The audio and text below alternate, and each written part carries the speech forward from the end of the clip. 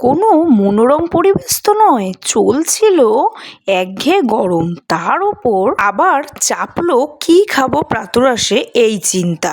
কিন্তু সেই পরিস্থিতিতেও বেঁচে গেলাম যখনই আমজনতার স্বাদের সুস্বাদু ও সুমিষ্ট আম ফলটি ফল বাজারে চলে এলো। তারপর আর কি জানা কথা, এখন আমি আমার বাড়ির প্রাতরাশের কথা বলছি। ভালো করে ফুটিয়ে ঠান্ডা করে রাখা দুধ নিতাম, একটা পাকা আম নিতাম, সেটাকে কেটে টুকরো টুকরো করে হাত দিয়ে পিষে চটকে নিয়ে তাতে চিনি মিশিয়ে তাতে ঠান্ডা দুধ দিয়ে নেড়ে চেড়ে মিশিয়ে নিয়ে তারপর মুড়ি দিয়ে দিতাম। আর আমাদের পছন্দ স্বাদের সেরা সর্বাধিক সুমিষ্ট হিমসাগর আমি। আমার পরিবারের সকলেই প্রায় সময় এই প্রাতরাশ করে থাকতাম আমরা, সুস্বাদু এই আম মুড়ি দুধ মাখা।